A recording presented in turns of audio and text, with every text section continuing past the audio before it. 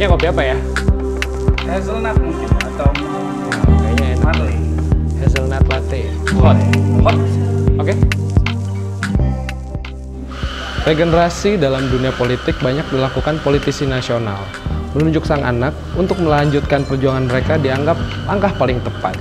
Kini sederet nama besar politisi di Indonesia banyak yang tak lepas dari nama besar orang tua mereka.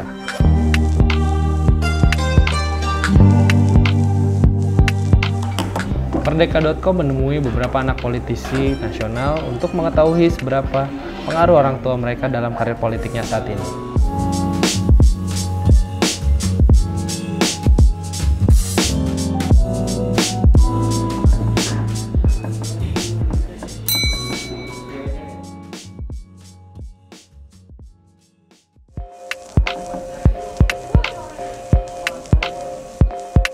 Terima kasih. Yep, makasih ya.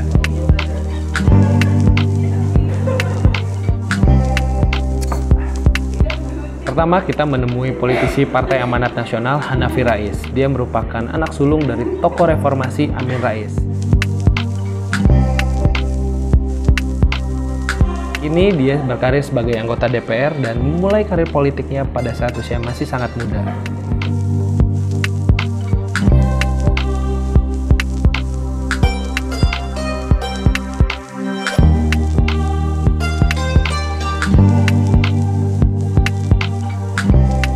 Dari muda kan Mas Hanafi kan tinggal di keluarga yang dikenal dengan politik. Memang bagaimana sih masa muda Mas Hanafi, Mas? Bisa diceritain nggak? Sebenarnya nggak beda-beda jauh dengan keluarga yang lain lah ya. Yang membedakan hanya karena Pak Amin memang tadinya sebelum berkiprah di politik berpartai, Pak Amin sudah banyak aktivitas di kampus sekaligus juga dakwah di Muhammadiyah khususnya gitu. Kalau Mas Hanafi Rais sendiri? Ya, saya sejak Ketika saya muda? SD, sejak SMP, SMA, tentu mengikuti kiprahnya Pak Amin Rais secara langsung. Ya, mau tidak mau kan pasti terlibat langsung maupun tidak gitu. Dan ketika SMP, mulai SMP dan SMA dan sampai di kampus pun, ketika mahasiswa juga saya ikut beberapa organisasi di kampus maupun di luar kampus. Lalu pendidikan politik apa sih yang didapat sebelum menjadi politisi seperti sekarang? Saya ketika SD misalnya pernah diajak Pak Amin beberapa kali ikut acara beliau ya. Saya ingat waktu itu di Jogja pernah diajak ikut rapat beberapa aktivis Muhammadiyah ya dengan teman-temannya Pak Amin. Waktu itu di Kalurang saya ingat ya, bulan puasa. Kemudian saya pernah juga diajak ke Surabaya menemani Pak Amin, beliau ceramah di sebuah gedung gitu dan ya ikut mendampingi gitu. Maupun juga ketika sudah saya agak dewasa, ketika mahasiswa misalnya, karena Pak Amin tugasnya juga makin banyak, saya diberi peran untuk menggantikan. Lalu Mas, sebelum mengambil jalur politik kan, dan akhirnya sudah menjadi anggota DPR Komisi 1 ya Mas? Ini satu ya. Sebelum masuk jadi politisi, apakah memang dari sekian tadi acara tadi dan kegiatan Pak Amin, akhirnya didorong atau memang keinginan sendiri akhirnya terlibat politik itu? Kalau di politik, kesadaran sendiri. Ada ya. dorongan dari keluarga juga atau tidak? Enggak. Ada. Pak Amin, Ibu, atau yang lain juga nggak pernah mengarah-arahkan ya. Kan dulu juga sebenarnya saya setelah lulus kuliah juga pilihan saya adalah menjadi dosen ya. Artinya memang yang membesarkan kehidupan Mas Hanafi dan terutama di bidang politiknya adalah Pak Amin Rais sebagai mentor.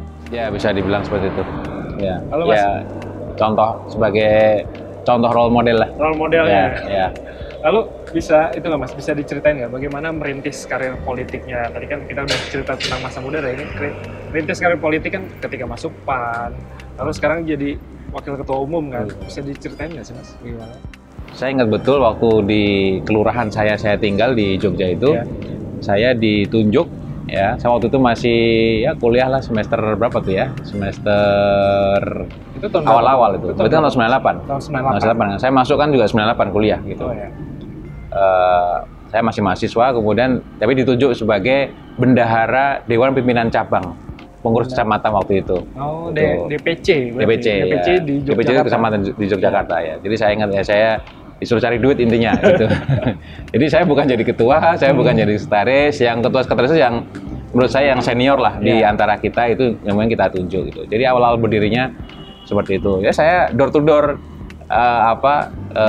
untuk memohon kerelaan tokoh masyarakat yang mau menyumbang untuk membesarkan PAN seperti itu ya. Jadi saya ya merintis dari bawah dan memang itu yang saya tempuh, artinya tanpa desain politik atau karena mau nyalek dan lain sebagainya, enggak, karena Mbak ya panggilan saja. Karena waktu itu saya meyakininya ini Pak Amin bikin partai ya, masa anaknya cuma santai-santai di rumah cuek dengan perjuangan Pak Amin ya, gitu. Anak yang pertama ya. Jadi saya pikir saya harus juga berbuat sesuatu yang positif lah untuk mendukung perjuangan Pak Amin gitu. Ya salah satunya menjadi pengurus cari duit untuk partai di tingkat kecamatan. Dan gitu. ditaruh di kecamatan. Gitu. Tingkat kecamatan ya. Tapi selama ini pernah nggak sih ada perbedaan pandangan politik? Biasanya soal apa, Mas? Dengan Pak Amin? Yang jelas beda tingkat ibadahnya ya. Pak Amin ibadahnya jauh lebih rajin daripada saya, ya kan. Kemudian pendidikannya juga jelas jauh lebih tinggi daripada saya. Pak Amin udah profesor, saya cuma S2 gitu. Sementara kalau bicara soal perbedaan pandangan politik, ya ada hal-hal yang saya utarakan juga ke Pak Amin terkait misalnya menyampaikan kritik gitu. Apa biasanya lebih spesifiknya apa tuh? Soal apa perbedaan? Dulu waktu misalnya Pilgub DKI yang awal ya, yang apa tahun 2000 berapa itu ya? 2012 ya? Ya, 2012 ya. Saya bilang kemarin Pak Amin, Bapak kritiknya jangan keras-keras gitu. Kalaupun keras, sampaikan dengan cara yang lebih halus gitu. Ya, jadi supaya nggak dibully dan supaya tidak menimbulkan banyak guncangan-guncangan gitu. Tapi yang dikhawatirkan apa tuh, Mas, pada saat itu? Ya gini, ya waktu itu resiko bahwa mungkin nanti ada orang yang memfitnah terus kemudian memunculkan ancaman-ancaman gitu. Artinya kalau bisa dihindari kan lebih bagus gitu. Ya, misalnya waktu mahasiswa Pak Amin jadi ketua MPR kan, ya, bagi saya menghapuskan dui fungsi ABRI di parlemen ya itu ya jangan gradual. Ya, mumpung punya waktu itu ya, waktu 98 itu ketika MPR-nya baru hasil pemilihan tahun 99, maka saat itu pula tidak boleh ada kursi TNI di DPR MPR gitu ya.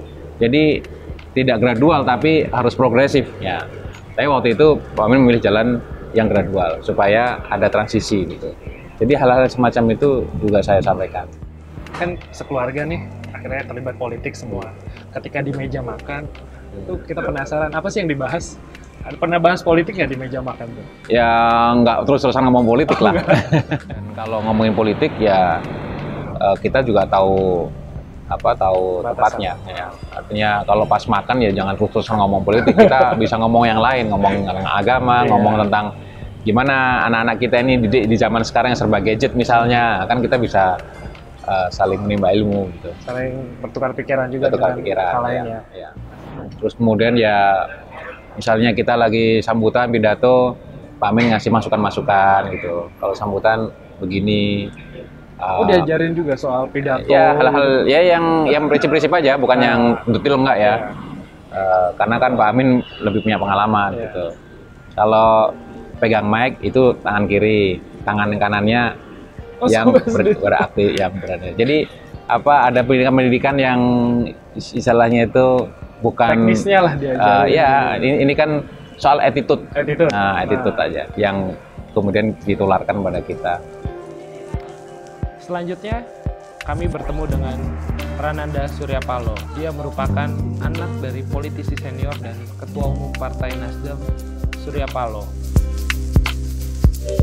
ini, di usianya yang baru menginjak 30 tahun, dia sedang berjuang untuk mempertahankan kursinya di DPR di Dapil Sumatera Utara.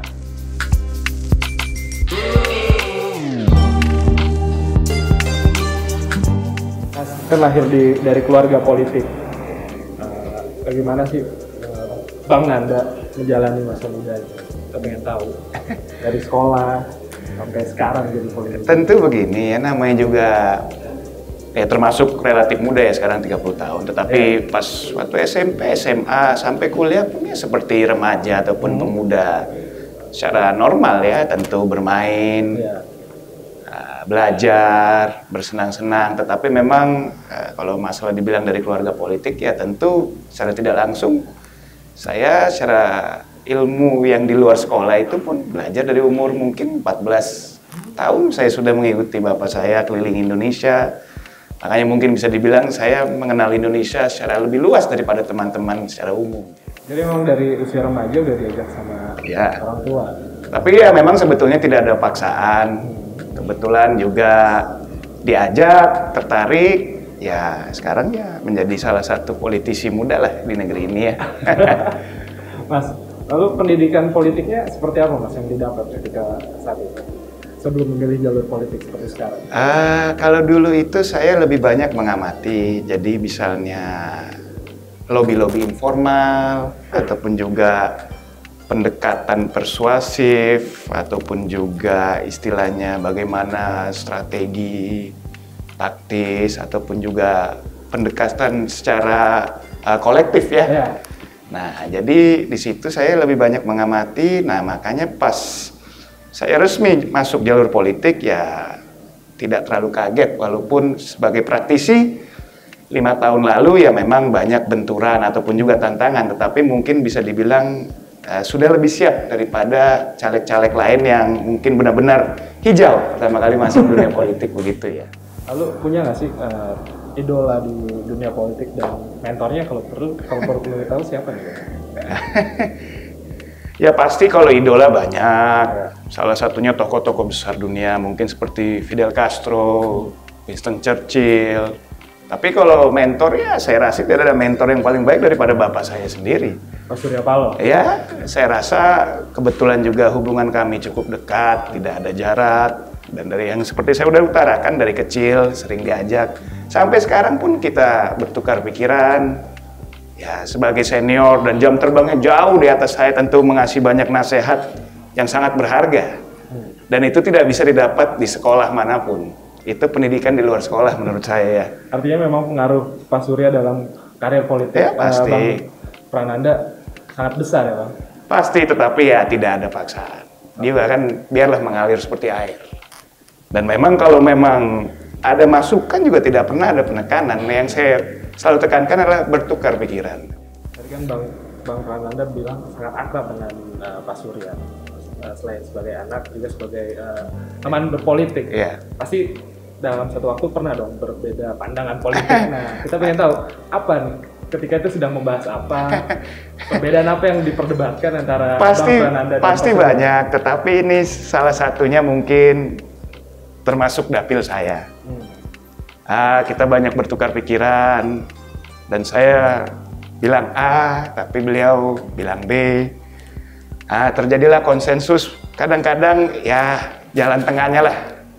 Kita kompromi. Tapi kalau memang sudah sangat mendesak, tentu saya juga tidak akan memaksakan kehendak. Karena bagaimanapun juga beliau senior, beliau ketua umum partai, dan pasti yang saya tekankan sekali lagi jam terbangnya jauh lebih tinggi. Ya itu yang mungkin kita tidak bisa di umur segini menangkap secara penuh, tetapi mungkin ya 10-20 tahun ke depan, betul juga mungkin. Kan Pak Surya kan selalu menggegar ketika dia pidato. Nah itu kita ingin tahu nih, apakah di meja makan dia juga membahas hal yang penting? Ya mungkin personanya kalau di luar kan sangat serius, berkarisma, bergelegar. Tapi sebetulnya bapak saya ini orang yang humoris juga, lucu juga, sering juga bercanda. Nah itu sisi humanis yang mungkin publik tidak selalu bisa melihat. Dan ini saya katakan secara jujur. Sebetulnya orangnya lucu juga. Tapi yang membuat orang berpikir garang itu kan brewoknya aja. Sebetulnya hatinya baik kok. Gitu ya. Jadi cuma hanya tampilan. Tampilannya aja. Tapi hatinya baik. baik, lucu. Lucu juga. Justru saat-saat serius kadang-kadang kita lagi penat lebih banyak bisa bercanda beliau. Oh. Iya. Nah, kalau kita lagi pusing atau apa, kadang-kadang bisa juga bercanda. Nah, itu saya pelajarin juga. Jadi kadang-kadang tidak boleh semua tuh dibawa terlalu serius. Bisa stres juga kita ini. Jadi teknik-tekniknya. Teknik-tekniknya ada juga begitu ya.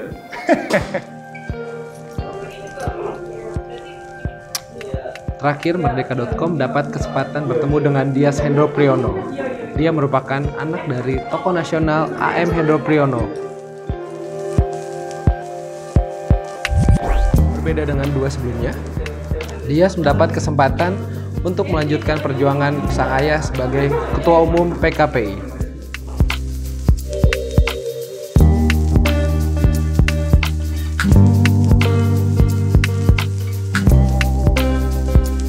Mas kan sebagai bagian dari keluarga yang dekat dengan politik. Kita ingin tahu bagaimana sih Mas Dias ini masa remajanya itu mendapat pendidikan politik atau hal-hal yang terkait politik Mas dapatkan di masa muda. Jadi saya ini mulai remaja tuh umur 14-15 gitu ya. Saya waktu itu suka dengerin Yngwie Malmsteen, Joe Satriani, itu zaman-zaman umur segitu. Terus ke Dream Theater, Guns N' Roses. Ingin banget ya masuk ke Berklee College of Music di Boston. Langsung pingin masuk ke Guitar Institute di California gitu. Karena katanya Joe Satriani yang ngajar, pengen coba gitu. Tapi habis ngobrol-ngobrol dengan keluarga, lama akhirnya malahan masuk ke sekolah militer di Vermont, di Amerika. Lulus S1, saya pindah ke Hawaii nyari S2, dapat MBA. Nah setelah MBA, ngejar lagi MA, Master of Arts. Pindah lagi ke Washington DC, nyari Master of Public Administration. Setelah itu, saya sekolah lagi. Mulai ngambil PhD di administrasi negara. Mulai 2012 sudah mulai bersinggungan dengan politik praktis. Nah, baru tertarik untuk terjun ke politik beneran. Nah, setelah saya kembali ke sini yang tadi sudah cerita mendukung Pak Jokowi 2012, 2014 juga mendukung Pak Jokowi dari organisasi relawan kawan Jokowi dan sampai sekarang ke partai politik. Ini ya akhirnya saya kembali lagi menjadi gitaris juga gitu. Jadi akhirnya bisa disambil lagi. Akhirnya nyambi lagi karena ternyata di politik ini ya tensinya tinggi juga, jadi butuh lebih banyak main gitar gitu biar mengurangi tensi. Jadi kalau tadi pertanyaannya bagaimana bisa masuk ke politik, ya awalnya sebenarnya maunya jadi musisi gitu, tapi ternyata gagal. Karena musisi gagal jadi masuk politik. Artinya memang pendidikan politik dapat lebih banyak di luar negeri ya Mas? Lebih banyak di luar negeri, ya betul. Dan itu ada memang didorong sama keluarga atau memang kemauan sendiri? Awalnya yang pertama kali memang dari keluarga, tapi setelah itu ya saya mulai lihat-lihat sendiri. Dan kebetulan papa saya juga waktu itu sudah di pemerintahannya dari zamannya Pak Harto itu, papa saya. Jadi pas saya di Amerika hal ini juga terjadi, jadi saya lebih memperhatikan masalah pemerintahan, paling tidak belum ke politik secara partainya, tapi lebih banyak bersinggungan ke pemerintahan, mendengar gitu. Total berarti sudah berapa tahun tuh Mas mengenal politik sampai sekarang jadi politisi beneran? Ya kalau dari dulu ya mungkin udah belasan tahun ya. Tapi politik praktis saya masuk ke partai ya baru PKPI ini. Ini partai politik pertama saya dan masuk langsung menjadi ketua umum. Mas, selama mengenal dunia politik pasti punya tokoh idola di dunia politik gitu. Kita ingin tahu siapa sih dan mentor politik Mas Dias itu siapa? Ya itu sudah pasti tahu lah kalau misalnya dari Kalau 2012, 2014, 2018 ini mendukung Pak Jokowi ya sudah pasti tokoh idola ya, karena memang masuk ke politik ya, seperti itulah ya. Tapi kalau mentor ya mungkin beliau juga, selain beliau Orang tua juga. orang tua ya, kakak ya, istri juga ya. Jadi semua lah gitu. Itu istri semua mentor itu. Kita harus turut gitu ya. Harus turut juga. Lalu Mas, tempat menyinggung mengenai Pak A.M. Hendro Priyono yang kita ingin tahu sejauh mana sih Pak A.M. Hendro Priyono ini membentuk karakter Mas Dias khususnya di karir politik. Kalau saya udah lama kan memang pisah dari keluarga. Oke. Tadi saya bilang saya melanglang buana ke luar negeri, ya muter-muter aja Jakarta, Singapura, Amerika, ya muter-muter gitu. Jadi saya rasa mungkin nggak sebanyak selayaknya anak kepada umumnya ya, karena saya anak tidak, politisi lain. Iya kan, karena saya tidak tinggal bersama keluarga sudah cukup lama juga gitu, sudah pisah. Gitu. Ini kan perpindahan kepemimpinan PKPI dari Pak Hendro Priyono dan Anda gitu. Pandangan politik yang berbeda atau perbedaan pendapat. Dan biasanya mengenai apa itu perbedaannya? Kita ingin tahu. Dari awal saja kan sudah sedikit berbeda. Bapak saya minta kalau bisa PKPI menjadi partai anak muda. Dari situ saja saya sudah mikir, oh tunggu, mungkin saya punya konsep lain. Dan akhirnya kita memutuskan partai ini menjadi partai berjiwa muda, bukan partai anak muda gitu. Apa sih pesan yang paling diingat sama Mas Dias dari Pak Hendro untuk partai atau karir politik Mas Dias? Sebenarnya bukan pesannya, artinya dari keluarga itu kita dibebaskan untuk menjadi apa saja lah gitu. Dan di mana orang itu tertarik dan punya peluang, disitulah harus didukung. Dari 3 anak dari Abdullah Mahmud Hendro Priyono ini, semua karirnya beda-beda gitu, nggak seragam masing-masing. Dan saya rasa mungkin pesan dari orang tua kita ini ya, artinya tidak memaksakan bahwa ini anak harus menjadi tentara kayak gua nih. Enggak, apa sajalah yang penting bisa sukses dengan apa yang kita lakukan. Yang penting juga menikmati lah gitu ya. Jadi pesannya adalah memang dari awal dikasih kebebasan tapi bertanggung jawab dengan pilihan yang ya begitulah. Insya Allah harus bertanggung jawab. Pak A.M. Hendro Priyono galak nggak sih pas masih remaja? Galak sampai sekarang juga galak. Masih sering diomelin sekarang? Masih. Terakhir diomelin soal apa? Wah lupa, udah sering juga. Setiap apa-apa diomelin lah. Terutama terkait masalah partai masih diomelin? Kalau partai justru enggak, lebih yang kayak pribadi-pribadi.